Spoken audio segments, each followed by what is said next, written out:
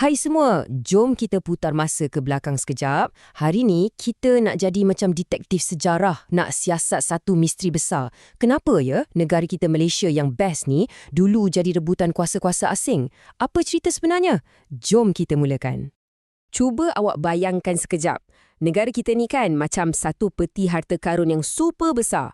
Ada pantai cantik, hutan-hutan yang subur, hasil bumi melimpah ruah. Memang cun kan? Tapi pernah tak terfikir, kenapa harta karun kita ni buat orang luar teringin sangat nak dapatkan? Sampai sanggup datang dari jauh semata-mata nak tawan negara kita. Kenapa ya? Okey, para detektif semua dah sedia? Misi pertama kita kena faham dulu taktik yang kuasa asing ni guna. Macam mana diorang ni mula-mula macam nak berkawan, lepas tu perlahan-lahan cuba nak kontrol kita pula. Ada 3 cara utama diorang buat. Jom kita bongkar satu-satu. Okey, cara yang pertama dipanggil naungan. Senang cerita, ia macam kita minta tolong abang besar untuk jaga kita. Sebagai balasan, kita kenalah bagi hadiah sikit kan? Dulu, negeri-negeri macam Kedah, Perlis, Kelantan dan Terengganu berada di bawah naungan Siam. Ingat, ini bukan dijajah tau, lebih kepada minta perlindungan. Taktik kedua pula, campur tangan. Yang ini dah lain macam sikit. Bayangkan, ada orang datang rumah kita, mula-mula dia bagi nasihat je. Susun sofa macam ni lagi lawa. Tapi lama-lama, dia pula yang tentukan semua benda dalam rumah kita. Itulah yang British buat. Dia orang hantar pegawai, nama dia resident, kononnya nak nasihat Sultan. Tapi lama-kelamaan, nasihat tu dah jadi macam arahan yang wajib ikut. Dan taktik yang tak akhir, penjajahan. Okey, yang ni dah kira game over untuk kita. Dah bukan campur tangan lagi. Ni dah ambil alih terus. Macam dalam game, diorang dah tawan base kita. Diorang yang jadi bos, diorang sapu bersih semua hasil bumi kita, angkut bawa balik negara diorang. Waktu ni, kita memang dah hilang kuasa nak buat keputusan sendiri. Jadi, apa sebenarnya harta karun yang diorang gilakan sangat tu? Sebenarnya ada 3 benda utama. 1, lokasi kita. Tanah Melayu ni betul-betul kat tengah-tengah laluan kapal dagang dunia, macam simpang 4 highway paling sibuk. Sesiapa lalu mesti singgah. 2, kekayaan hasil bumi kita. Biji timah, emas, rempah ratus, macam-macam ada. Dan yang ketiga, masa tu kat Eropah, revolusi perindustrian tengah meletup. Kilang-kilang perlukan bahan mentah. Jadi diorang datang sini, ambil bahan kita, lepas tu jual balik barang siap kat kita. Bijak betul strategi diorang kan? Okey, kita dah faham taktik dan sebab diorang datang.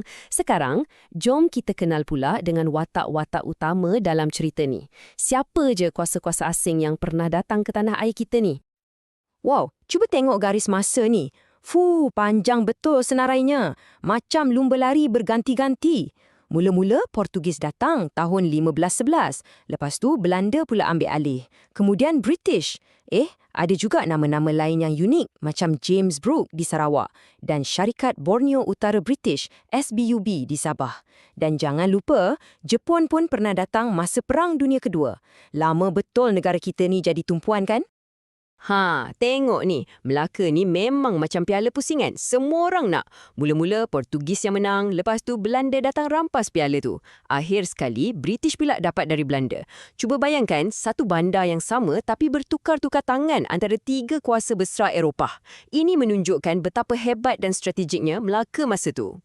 Kalau kat Sarawak pula, ceritanya lain sikit. Yang menariknya, ia bukan dijajah oleh sebuah negara, tapi oleh seorang individu. Nama dia James Brooke. Dia dan keluarga dia memerintah Sarawak sebagai Raja Putih untuk lebih 100 tahun. Unik kan? Sabah pun tak kurang uniknya. Tahu tak, Sabah dulu ditakdir oleh sebuah syarikat. Bukan negara, tapi syarikat perdagangan British yang nama dia Syarikat Borneo Utara British atau SBUB. Boleh bayangkan tak, sebuah syarikat jadi kerajaan untuk sebuah negeri yang besar. Okey, dari semua nama-nama tadi, ada satu kuasa yang paling lama tinggal dan paling banyak tinggalkan kesan kat negara kita. Siapa lagi kalau bukan British? Jom kita zoom in sikit, tengok apa yang diorang buat masa kat sini. Siapa pernah pergi Dataran Merdeka kat KL, mesti pernah nampak bangunan ikonik ni kan? Inilah bangunan Sultan Abdul Samad.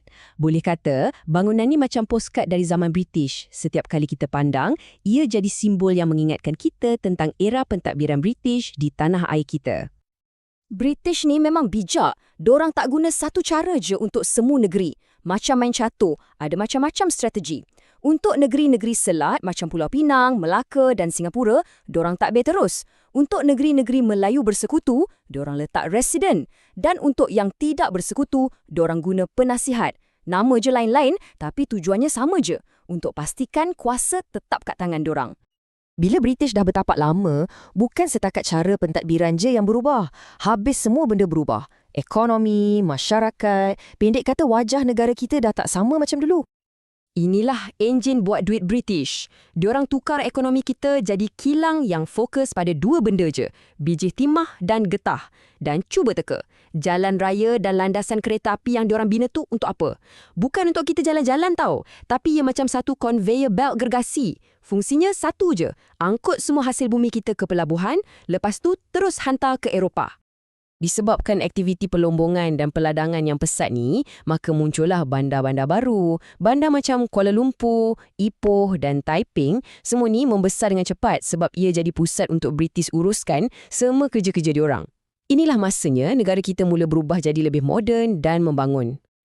Dan inilah antara kesan yang paling besar dan masih ada sampai sekarang. Lombong biji timah dan ladang getah tu perlukan pekerja yang sangat ramai. Jadi apa British buat?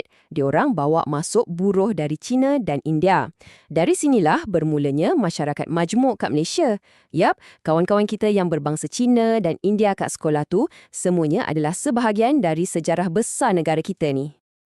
Betul. British memang ada perkenalkan benda-benda moden. Ada bank, ada hospital, ada pejabat pos, sekolah pun ada.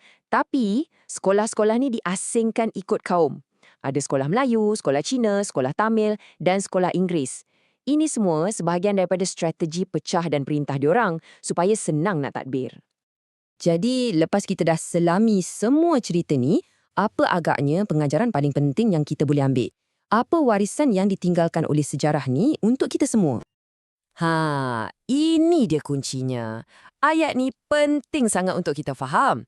Maksudnya, walaupun ada jalan raya, ada hospital, ada sekolah yang British bina, kita kena ingat tujuan utama semua tu adalah untuk kepentingan diorang sendiri, untuk senangkan urusan diorang, untuk kayakan negara diorang.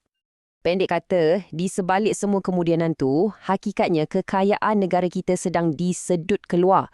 Hasil bumi kita, tenaga kerja kita, semuanya digunakan untuk membangunkan negara mereka, bukan negara kita. Itulah realiti sebenar zaman penjajahan. Dan sekarang, soalan terakhir untuk awak semua.